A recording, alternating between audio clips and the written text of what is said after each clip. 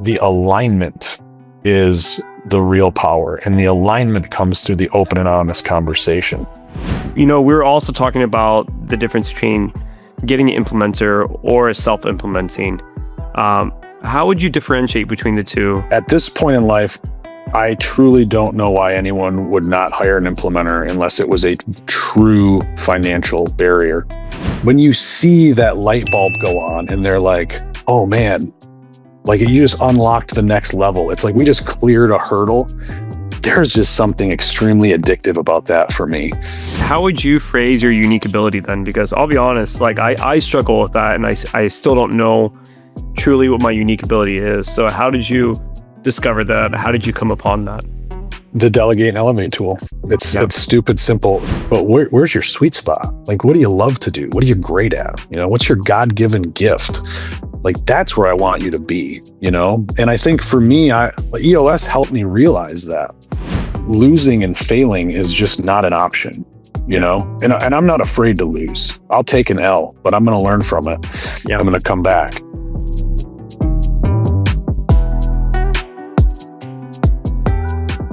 Welcome to The Show Goes On, a podcast about the people who keep businesses running behind the scenes. My name is Aamir Noorani, and today I'm joined by Joe Stewart. Joe is a certified EOS implementer with over 15 years of leadership and ownership experience across multiple startups. After discovering EOS in 2017, he used it to transform his own business, breaking through burnout, scaling 2.5 times in revenue, and successfully exiting. Today, he helps entrepreneurs implement EOS to gain clarity, accountability, and freedom. Driven by his love for people, coaching, and business, Joe empowers leadership teams to overcome barriers and achieve sustainable growth. Joe, thanks for being here today. How are you? Hey, Aamir. I'm great. Thanks for having me on. Yeah, of course. We had a chance to chat just a little bit before this, and I want to know where you're from and what's it famous for, because I got a huge kick out of this. I love it. So I reside in Frankenmuth, Michigan, and we are famous for Christmas and chicken. And that's the easiest way to say it, but it's just a great little town. So there's about 5,000 people-ish that live here. But it's like little Bavaria, and it's been this way for decades. And we have the largest Christmas, I'm going to say it, I'm going to put it on the internet right now. We have the largest Christmas store on earth. It's called Bronner's. It's amazing. And then Zender's downtown, the Bavarian Inn, world famous chicken, but it's just a great spot to be. It's just a fun little town. We get 2 or 3 million tourists a year that come through here. And it's just neat. There's little taffy shops and fudge shops and, retail stuff. And, it's like you said it sounds like something out of a Hallmark movie. Yeah. It totally is. A Hallmark movie was filmed here at one point. But it's great. And I won't go much longer on this, but I got to give a shout out. I work with the Visitors Bureau and the Chamber and some of the local groups here, and the community of people here and the leadership here that has been here for over a century to just pour in to make this little town so great for not just us who live here, but for everybody to come and visit. It's a lot of fun. It's neat. No, it sounds so cool. And I definitely want to visit now. And I had asked you hey, is it just around Christmas time? And you're like, no, this is a year-round thing. You guys have events during the summer. Yeah. Frankenmuth.org, I think, is a thing. And you'll see. I mean, there's Autos Fest. We just had Country Music Fest. Auto Fest is huge in September. 80s Fest is amazing. I think that's awesome. That's in the spring. We have an Ice Fest where sculptors come in from everywhere, and they line the town with ice sculptures. I mean, you can watch them. There's blocks of ice all over town on Wednesday, and they're just sculpting. And they're presenting all weekend, and you can just walk around and see it. So there's stuff like that all year here, and it's just a ton of fun. Great spots to eat, stay, play. We have Michigan's largest indoor water park at the Bavarian Inn. I don't work for the Chamber, but I tell you what, maybe. Are you sure? Yeah. After this, maybe I'll put my resume in. Yeah, totally. No, that's cool. You're talking about the sculptures though too. There's this place in Dallas. It's called the Gaylord Ice Festival. Okay. I don't know if you've heard of it, but they have these magnificent sculptures, these ice sculptures, and they get them. I don't know. They make them overseas and they bring them over here, and It's really cool. No It's really kidding. awesome. Yeah. Yeah. That's true. I haven't heard of that, but I'm already going through the process of how to create ice in a sculpture overseas and then transport it to Yeah. Texas of all places. So, Yeah. Yeah. Or maybe that's they sculpt it here. Like they transport the materials here and then they sculpt it here. That probably makes more gotcha. sense. Okay. All right. Yeah. Cool. All right. So I want to hear about how this all started for you. I know you're an EOS implementer, but how did you find your way into that? Like, what were you doing before all that? Yeah. Um, Gosh, we could do this for a week. I'll try to give you some high level, and then if you want me to go deeper somewhere, you just tell me. But I've been an entrepreneur most of my adult life, purely accidental. I was about 22, and I got a job. I was shopping for a trash can in Walmart of all places, and I met a guy who I started working for him, and about 6 months into that, I called him and I said, "This is really neat, but I want like your job. Like, how do I do what you do?" Mhm. Looking back, I didn't realize how bold of a swing that was, to be honest with you. But thankfully, he just said, "What are you doing tonight? You want to come over for dinner?" And he invited me into his house, and he kind of took me under his wing and started showing me the back end of running this small business. So he started kind of grooming me to take over that company. Well, I didn't take over that company. I ended up being part of a team that founded a company that was very similar. So we went from zero to, I don't know, probably just over a million in revenue and maybe 15 people over the course of my first 4 or 5 years. And that was a family business. Short story was, family business was just hard. And I decided to leave, go my own way. The first business then I opened on my own. And when I say my own in any of this, just imagine my wife, Michelle. She's really she's been my sidekick through all these ventures. That's so or awesome. I've been hers. Yeah. It probably just depends on the time, that who's got the lead. But so we opened a little gym in the little town that we were from, and about a year later we started a t-shirt business. And that t-shirt business ended up really being our thing. The gym was great. And what I discovered there was I really love coaching people. There's just something I've always loved hard work and discipline and effort. And when I was at that gym, just walking alongside people, giving them the plan, and then helping them through it. But they're the ones doing the work. And then just seeing the amazing transformations, that gets me out of bed every morning, Yeah. So that was the real win there. And it was very simple. So there weren't a lot of inputs and outputs. So it was a great experience of just kind of getting my feet wet on my own. Mhm. That t-shirt company started out as a retail business online. And it was just a pain, to be honest. I hated it in the beginning. And we just had issues with vendors mainly. I just wanted to burn it to the ground. And my wife was the one who said, "Well, let me take that and, we'll do something with it." So I said, "Oh, okay, that's fine. If we're going to do that, we need to print the t-shirts. We need to bring all the control in house." So that was 2013, I think. And, so from that moment, we had about $7,000 in the bank account. We found a rig on Craigslist in Indiana and borrowed a U-Haul from a gym member and drove down to pick up this contraption that we've never seen. And we'd already sold a job, so we had an event to print for that weekend. And it was wild. But we went from that moment to, about 9 or 10 years later, where we had a 5,000 square foot facility, a dozen employees. We built that up to being about $1.5 million in revenue.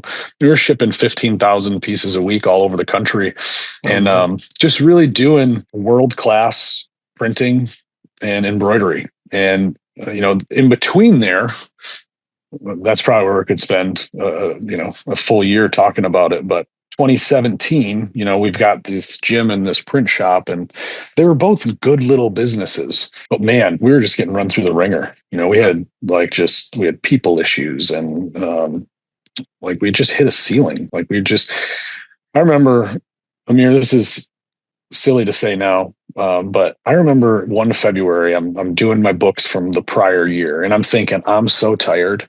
I cannot wait to get this stuff totaled up. We had to have the best year ever. Like I've never been this tired in my life. Mm. And we had actually regressed a little bit in total sales. And I just thought, what the heck, and it was just really defeating. And so anyways, I was reading all the books at that point in time. E-Myth was my favorite, Yep. Think and Grow Rich. I was like just reading these things over and over again. There was a handful of others, but I really thought I was Sarah Pies. I was Sarah, but I just couldn't figure out how to do the stuff in the book. And then someone gave me a copy of Traction, and I'm an EOS implementer. Obviously, I bleed orange now, but Yeah. it just made sense to me. It just clicked in my head. It was simple. There wasn't a lot of philosophical mumbo jumbo. It was just like, hey, do this. Mm-hmm. And we just started doing stuff out of the book. And, from that moment, the first year, there was a lot of change. I mean, not just in revenue. I mean, our revenue bumped like, I don't know, 30, 40%. It was big, but in our mindset as owners, we started to have a different relationship with our business. We started to have more control. We started to look at things differently, and we felt like we were going to build something and that we weren't just getting drugged behind like a truck on the highway, Yeah. And it was just, it wasn't easy, but it was just different. So we ended up ultimately closing our gym down, moved all of our printing stuff in there. We were acquiring things, new equipment and things. But ultimately, over about 3 years, we really built a turnkey business. I mean, when we sold our company, I was the CEO of a different company. Wow. About 2019, our print shop was just kind of running on automatic. Yeah, that's what I was going to say. It was just running. It was just doing its thing. Yeah, it was good. And then I tell people EOS did not make it easy, but it made it simpler. Yeah. And it helped us focus and have clarity and alignment and have a great culture, and those were the things that really got it spinning. So I actually went back to that family business as the COO and then the CEO. And the family business that you were talking about beforehand. Yeah.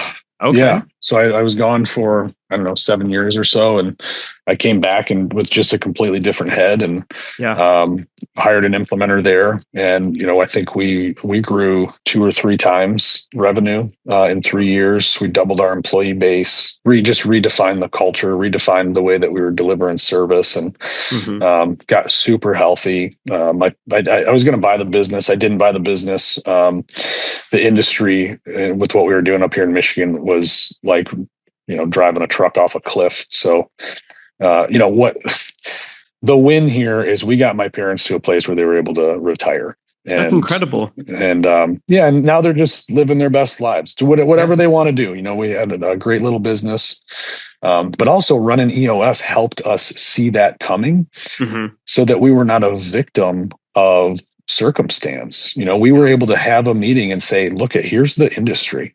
Like, we got a ton of cash. Yeah. You can live for 2 years fighting this thing if you want, but you're 70. You could just ride off into the sunset, and, just know you've done great work while you were here. And so that was just a real gift. And so my implementer, Peter Winnie, by the way, if you haven't talked to him, he's a treat. I mean, he's one of my favorite human beings. After our focus day, he pulled me aside and he just goes, "What are you doing?" I'm like, "Well, what do you mean? What am I doing? I'm helping you pack up." And he says, here, like, what are you doing here? He goes, you need to do what I do. He's like, you love this stuff. You love people. Like, I can see it. He goes, you know this stuff better than I know this stuff. And I just thought, whatever, Peter, like, this wasn't even a thought in my head. Well, now, when we get to that point where I've decided I'm not going to pursue this company anymore, my parents are going to retire. I had sold my business. So it was June 1st, 2022. I was sitting there for the first time in probably 15 years with time, nothing to do. Like we'd sold a couple investment properties and there's some cash in the bank. And it was just like, I spent about 4 months just kind of hanging out and traveling with my family. And I was giving out Traction books to people. And my wife was the one, I came home one day. She's like, "What are you doing?" I said, "I was talking to Josh." He's just give him a book and just talking about accountability charts and stuff. And she's like, Just talking about accountability charts and stuff. I love yeah, that. dude, nerd alert. I Yeah. apologize, but she goes, why don't you just be an implementer? And she's really the brains of the operation. So that was it. Took the leap October 4th. Actually, I just crossed my 3-year mark. That's So awesome. That's so yeah. cool. Yeah, it's so like you were already using it, and it felt probably really organic to make that transition into it. It wasn't like something that happened all of a sudden. You already were so familiar with all the concepts and themes, and you actually practice it in your own businesses. Yeah. Some of it was real organic. The understanding, the knowledge of the tools was ingrained in me. I've always loved to teach, so I think the teaching role, the GWC, the teaching role, that was pretty organic to me. The facilitation felt really organic to me with teams. What did not feel organic was the fact that I literally did not think I was starting another business. Like it wasn't even a thought in my head, Aamir. I just thought like, hey, I'm going to sign this paperwork. I'm going to pay a bunch of money for this backpack. I'm going to start just helping people out. And about 9 months in, it just like hit me like a sack of bricks. I was like, I am starting another business. I have all the same issues that every other one of my businesses had. I have all the same issues that all of my clients have. So that was, it's kind of like duh, but I just wasn't there in my head.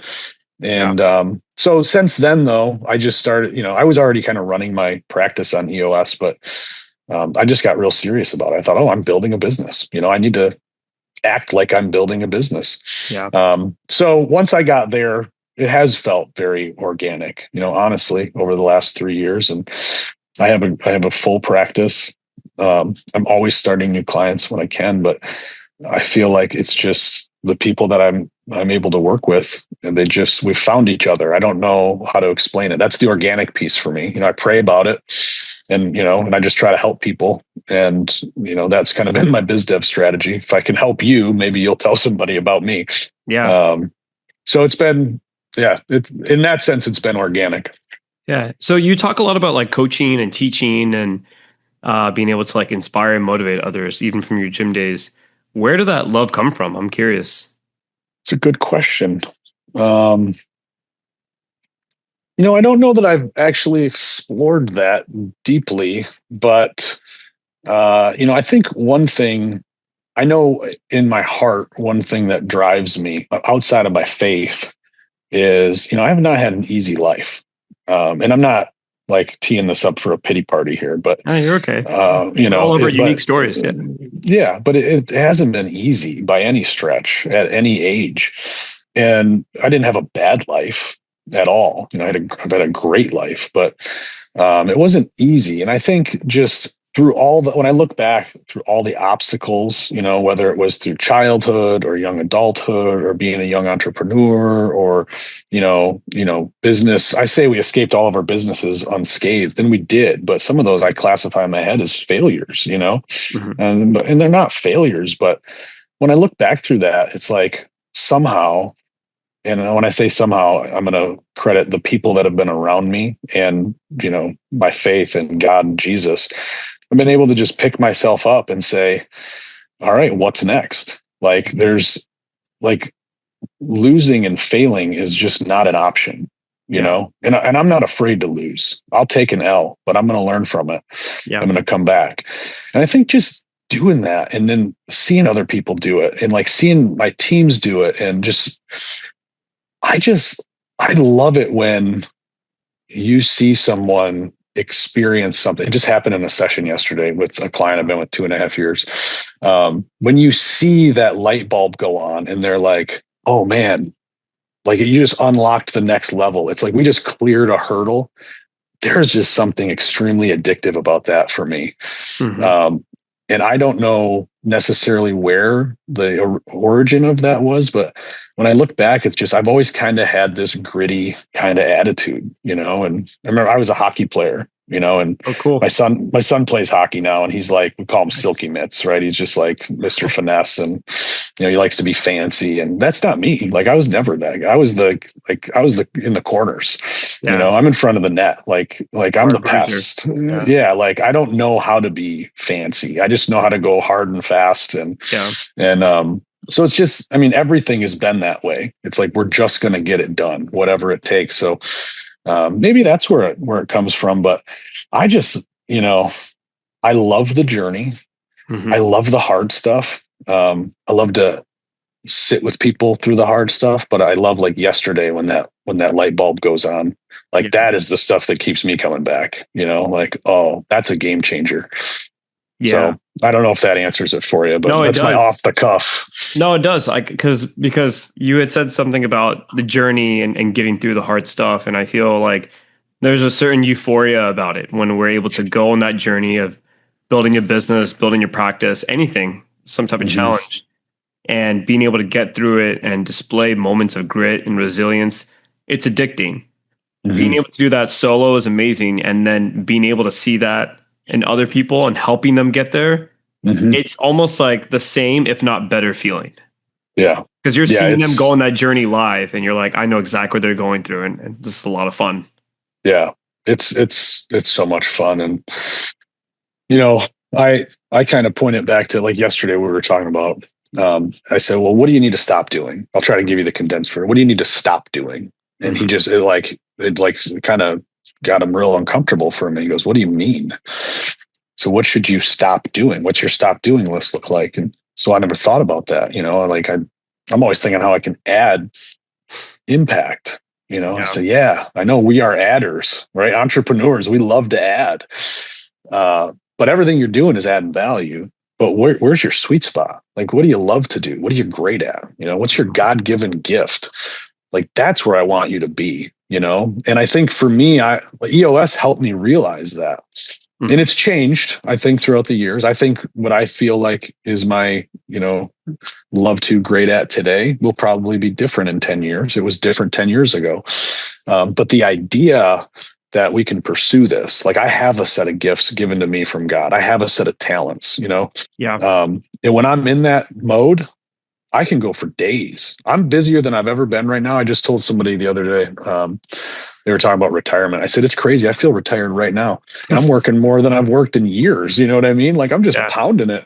But I get energy from what I'm doing because I'm living in that sweet spot. I would have never thought that was possible if I hadn't started this EOS process, 8 years ago and read Rocket Fuel and just gone through the work to do it. So now to be able to help this, to say, hey, yeah, everything you're doing is impactful. You're right.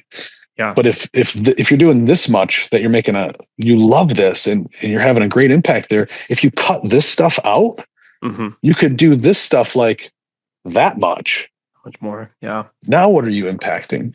Yeah. It's kind of like that concept of the unique ability, being able to play within our unique ability. That's exactly it. Yeah. Yeah. Yeah. As Dan Sullivan would call it. Yeah. Yeah. Definitely. So, okay, how would you phrase your unique ability then? Because I'll be honest, like I struggle with that and I still don't know truly what my unique ability is. So how did you discover that? How did you come upon that? The delegate and elevate tool. It's stupid simple. Gosh, Aamir, I wish I was fancy. I told you already though, like I'm not the fancy one in the family. Yeah. The EOS tools, I am the pure EOS guy. I'm like, look, this is like, I don't need anything more. This stuff works. It kills all the noise.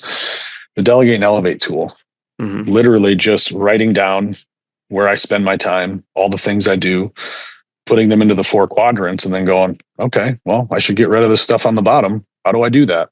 Yeah. And then just doing that over and over and over again. So the beginning of this year, I felt called to do more in this business, but also do more. I have a real estate business as well, just to do more there as well. And I just thought, well, I got to let stuff go if I want to do more. So I went through this exercise again. At the beginning of the year, my wife was helping me as my practice manager. And as I developed the list of things that I had to delegate out, those things just weren't for her. It was They weren't in her sweet spot. She had no desire to do it. I didn't necessarily want her to do those things. So I just thought, well, I got to hire somebody, So in April, I hired a person, and what I told them, I said, in a year, like, I just want to hold a marker or a microphone. That's how I was able to clarify right now for what I feel like my unique ability is. Like, I can have the greatest impact. So the EOS life, I think it's here. What I love to do is to work with hard chargers, high performers, entrepreneurs, business leaders, driven individuals. I like to help them, execute with who I love. Well, I love those people, right? Yeah. I love the people that are going 1,000 miles an hour, but I love them. I love them when they're selfless, when they're doing it for a greater good, right? The impact I want to make is I want to help them change the trajectory of their lives. Mm-hmm. I'm not here so you can get 20% gross revenue growth. That's great. But like, I want to work together so you can transform your life. Because if you do that, the people around you, you will give them that opportunity. And then the people that report to those people, they will waterfall that and cascade that down to them, and they will have that opportunity. So I can't do that unless I'm standing in an EOS session room with a marker in my hand, facilitating EOS sessions, or doing, like a keynote on something. Like, I truly feel like that's where I can give the most value. So right now, that's the sweet spot I'm trying to stay in. Just marker or microphone. Yeah, and you're right. It's a total trickle down effect too. I mean, you help one person, and it just keeps filtering all the way down. So the impact on it is vast then. Mm-hmm. Mm-hmm. We were also talking about the difference between getting an implementer or self-implementing. How would you differentiate between the two besides the obvious? And I just want to hear more about that, about self-implementing versus getting an implementer. So obviously, I'm extremely biased. Normally I wear orange tennis shoes. I don't know why I'm not right now, but so you got it. That's my disclaimer. Yeah. At this point in life, I truly don't know why anyone would not hire an implementer unless it was a true financial barrier. So I got to throw that out there. And that's me. That's after 8 years, 3 years self-implementing, couple years with an implementer, and then now being an implementer for 3 years. Mm-hmm. That's the one thing I would draw out of that. The phases for me personally, my experience, when I was self-implementing, we killed it. And I tell people, and I don't know if Gino would swap me for saying this or not. I don't know if he'll listen to this, but you can screw this stuff up and still do pretty darn good. Mm-hmm. In 3.5 maybe years self-implementing, we made the same kind of progress that we made in about 1.5 to 2 years working with an implementer. Oh, wow. And I think the difference was that implementer helps us see our own blind spots, right? Mm-hmm. You can't be part of a system and at the same time understand that system. Yeah. So I think back to those self-implementing days. I tell my wife this all the time. Like, if we would have had somebody come in, just imagine the things that could have happened, because there were just things I avoided. Now, I didn't know what I didn't know at that time. So I thought we were doing a great job. And we got results, and that was fine. But then I meet this implementer, and he comes in. And I told Peter, I said, look, you can come and talk to my team. I'm probably not going to hire you. Like, I need you to convince them to listen to me. That's all I need. And so he comes in, he does a 90-minute meeting. And halfway through the 90, I'm sitting there and I'm just thinking, I don't do that. I don't do that. I don't like that. I just don't like that. We're not doing that. I don't do those things. So that was kind of an aha in the 90 for me when I was sitting in front of, Peter when he was delivering that. So we hired him, but the magic, man, was on focus day. Yeah. Yeah, it was, it was a family business. Everything was intertwined. We were running it like a mom and pop shop, and it's not a bad thing, right? It's how a lot of companies start. But there was no clear roles. There were so many elephants in the room. There were so many sacred cows, and Peter was just masterful in leveling the playing field for us. Mm-hmm. Like, we all sat at the same table. No one was above anyone that day. And he just facilitated great conversations.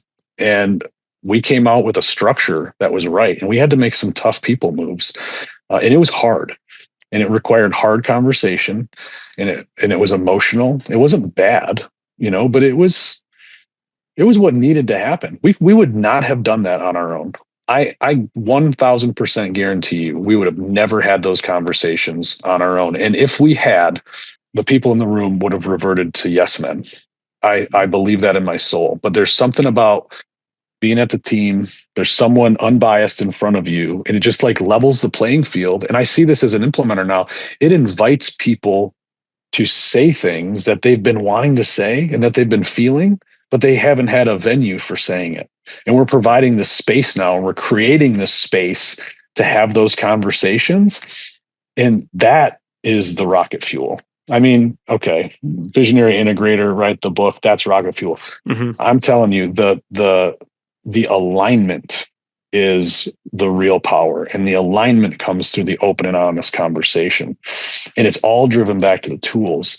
But I think for me, that's what the implementer did. And after I realized that, I thought, oh my gosh, like it was just powerful. Our first 3 days with our implementer they were hard. I felt like, we were crawling out of the room. I mean, those are heavy days. You're challenging the way that you've thought, you're bringing up new ideas, and you're brainstorming, and you're challenging, and it's tough. It's tough, deep work, but I'm convinced we would not have gotten into that situation to be so healthy and help my parents have a golden parachute had we not done that. Because I'm sure we would have just kept going status quo, and it would have run us right off a cliff, and it would have been terrible, So now, as an implementer, I see this stuff all the time, right? I'm on the outside of everybody's stuff. So it's easy for me to see the stuff that you don't see with your team because I'm not part of it. It's right. So I don't know. I love being an implementer because I enjoy that piece. It's being a coach, it's being a teacher, and it's being a facilitator. So I'm just coaching you, right? I see a lot of stuff. Sometimes I can drop a nugget and say, hey, I got another team that's in this industry, and they do stuff like this. And, oh, maybe that's helpful. But I'm the disciplined accountability guy, If you tell me you want to lose 30 pounds and I walk in and there's a box of Krispy Kremes on the table, I'm going to say something. Love me or hate me. That's why I'm here. I just had this conversation yesterday. You're not happy with your scorecard. Well, tell me about it. We talk about it. I said, so is the scorecard not working, or are you not working? Let's be clear here. That's the coaching component, right? I'm outside the system. I can see those things. And I love that stuff because that's the stuff where I get to kind of like push a little bit and pull a little bit and to try to get the movement. Teaching is I just teach the EOS tools. That's where I'm very boring. I'm very boring. I just follow the EOS process. It's proven. There's over 30,000 companies using it that way and having success.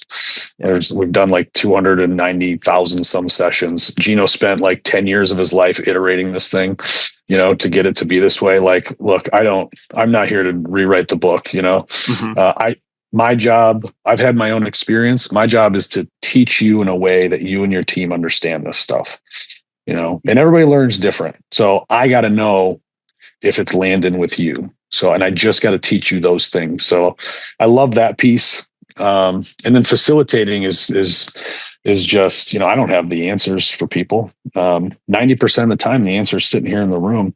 My job as a facilitator is to make sure I'm opening the doors to the right conversations, and, that everybody's being heard, and that if there's 4 right answers in the room, that we're picking the right answer for the greater good of the organization. Right. Yeah. Not just the right answer for Aamir because it's your pet project today, or, I'm really tied to this thing. And I think there's a lot of art in that facilitation piece, because everybody's different. I have some teams, I got a group of young contractors, these guys, I feel like I'm on a pirate ship with them. They're tons of fun. They're super coachable, a little bit of a rowdy bunch, but I can just tell them straight up, hey, knock that off. You need to stop doing that. And they they respond to that. I have other teams where you have to be, you have to finesse it a little bit more. I never sugarcoat it, so to speak, but you just got to, I love that piece of it because every human being and every team is different, so facilitating between the different teams is just kind of fun for me. Yeah. Yeah. I like the idea about the blind spots too. I feel like, businesses it's like its own organism, and the leadership team can have like their style of doing things. And when you have a neutral third party come in, that's just there to serve and to help, they can catch a lot of things that the team has probably fallen into that is probably not helping the business anymore. Yeah. And I think the art form is getting them to see that, not just telling them that. Yeah. Like they have to see it and internalize it. They're not. I tell people like, look, I'm not here to bring you fish. I'm bringing fishing poles. Like I'm gonna be out of here at some point. Like you got to be really good at this, so I can leave at some point. Yeah. So it's about bringing those things into the room in the right way, so you have the aha. Yeah, absolutely.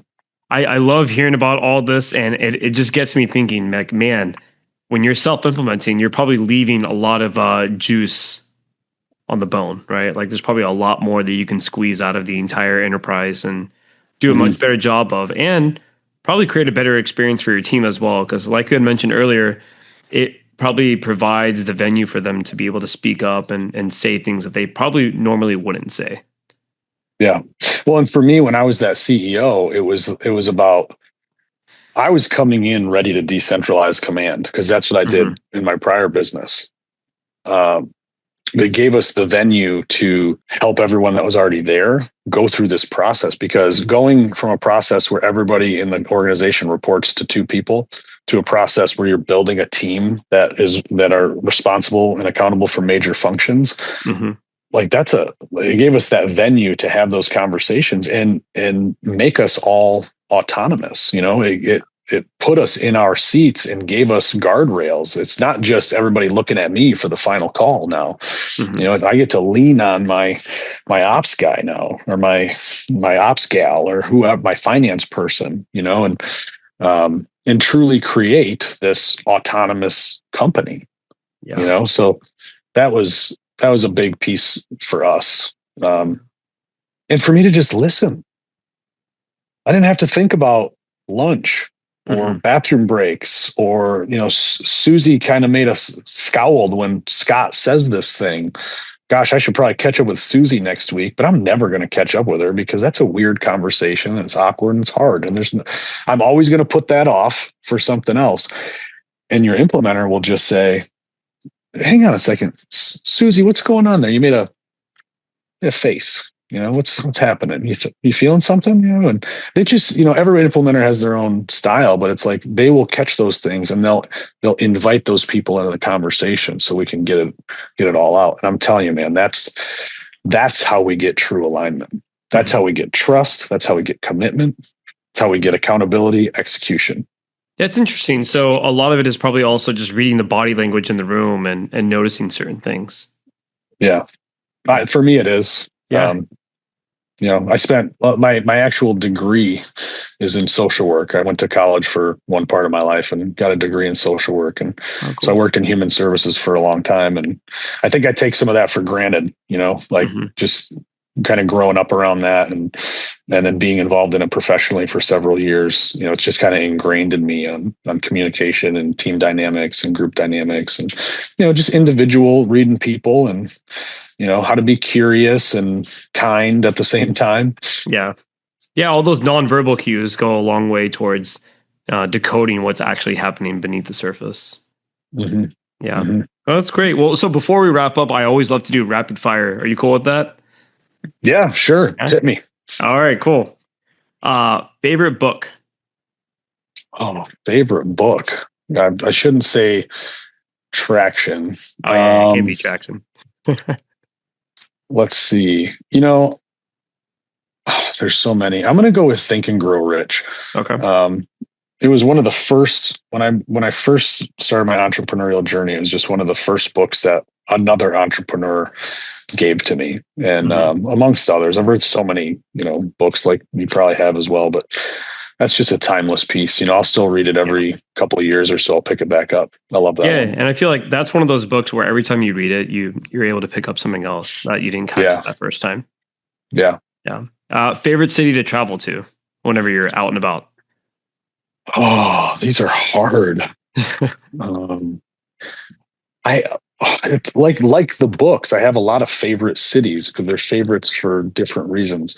I'll give you the most recent. So Petoskey, Michigan. Okay. And we could really say anywhere on the northwest coast of the Lower Peninsula. But my wife and I had our 14th anniversary last week, and congrats. Well, thank you.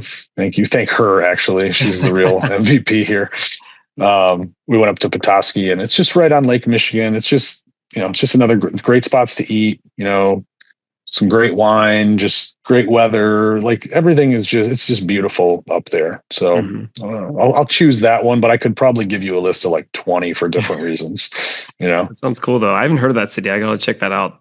It's probably not even a city. It's like just just a small town. Yeah. There's like Harbor Springs, Petoskey, Charlevoix.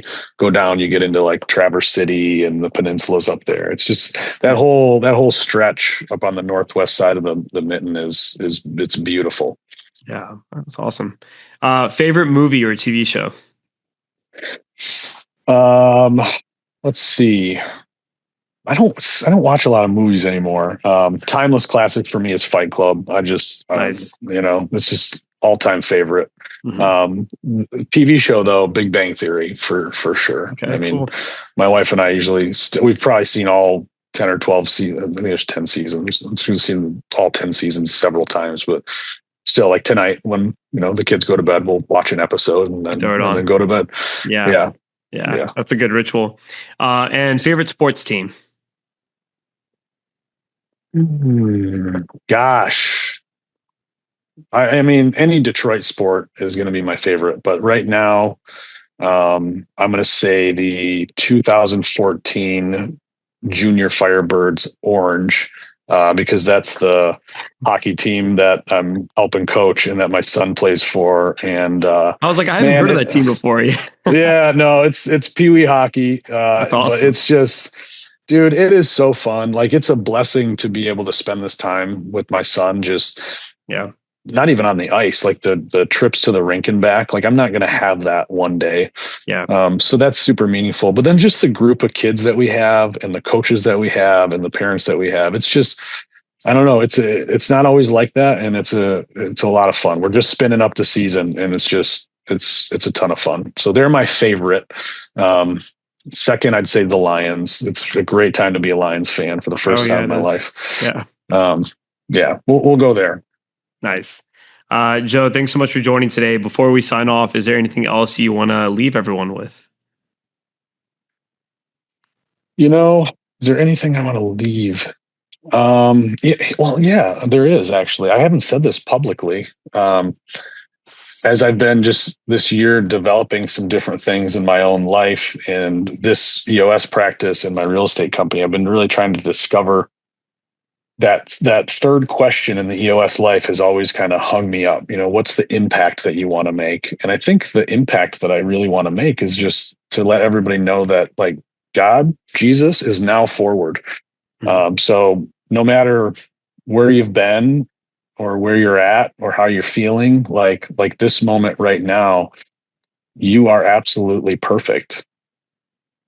Like he built you to be who you are today, right now. And I think that's so reassuring. And for me, it's motivating because it's just like, it levels the playing field, and everything that's stressful about anything, it just kind of kills all the noise because wait a minute, it's like, this is the moment he wanted me to be in.